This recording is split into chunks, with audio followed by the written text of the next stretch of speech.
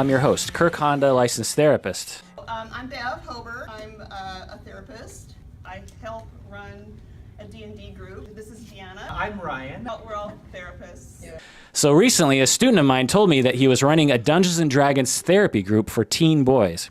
At first, I thought it sounded like an excuse for him just to play D&D at work, but the more I thought about it, the more it made complete sense to me. Welcome to the show, Adam and Adam. I'm Adam Johns. I am a couple and family therapy student at Antioch University, and I also work as a professional DM. My name is Adam Davis, and I do get to put professional dungeon master on my resume. I'm a student at Antioch as well. My name is Adam Davis. My name is Adam Johns. We founded Wheelhouse Workshop to help teenagers build social skills using role-playing games like Dungeons & Dragons. We wanted to help these teenagers by intentionally focusing on all those reciprocal skills you get by playing role-playing games, by creating in-game scenarios that are targeted to their real-world areas of social growth. We work with a lot of Asperger's. We work with a lot of PTSD. We work with a lot of anger issues. I think social anxiety is something that comes up a lot. That's big. Social anxiety is huge. I think a lot of people don't know, though, is that role-playing is really commonly used in therapy. It's common to role-play like situations that may be anxiety-provoking or may cause conflict with a therapist. A therapist will be you, and you can be the person causing conflict, or vice versa. These kind of like that, but you get to choose who you want to be. You had a kid had gone through trauma. They can play out that trauma, an abuse situation. You can't really take an abuser down if you're like 13 years old, but you can take down the dragon, those emotions onto something, and then you can overcome it. Everybody comes to the table. They come to it for different reasons. One of the things that makes these games, makes tabletop role-playing games so unique and so wonderful, is that it has a lot to offer to people. To make a list of all of the reasons why RPGs were good for you at our office, and we filled a whiteboard from beginning to end, top to bottom, with all the different reasons why RPGs are good for you. Listing all the reasons might not be that entertaining, so we narrowed it down to 4. Our perspective taking, frustration tolerance, creative problem solving, and cooperation.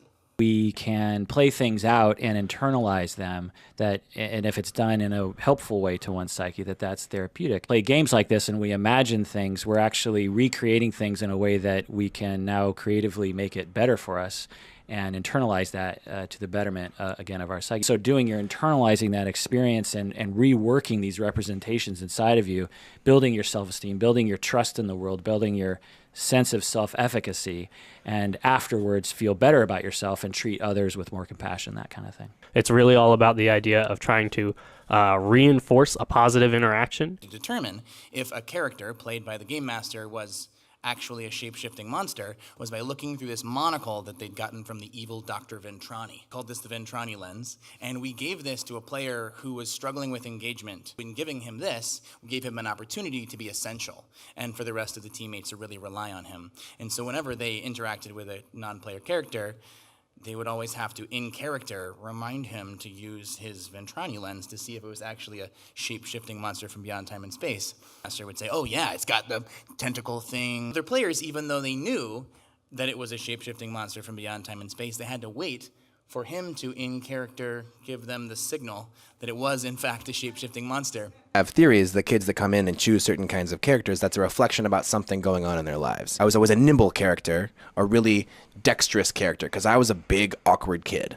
So I loved the idea of being really socially adept. Really, I could smooth talk my way, talk to all the girls. I could jump off walls. I was so physically and socially adept, because in real life, I was a fat, awkward kid. Choose a side of myself that I wanted to play with and hopefully develop those skills. And that didn't help me jump on walls or anything, but it might have helped me talk to girls. Sure. And give you self-esteem. Yeah. Which is important when talking to girls. Yeah, that's Yes. true. These skills, which are absolutely spectacular, and they help you become better, more confident, creative, and socially capable people just by sitting down and playing the game. When you have knowledge, when you have an understanding, here's what these games give you, here's the amazing other ways that these games impact you, then you get an extra ability to be intentional about it, to be able to walk up to your game and think, this is how I want to approach my game, this is what I want to take away from my game the next time I sit down at the table. Intentionality, that piece,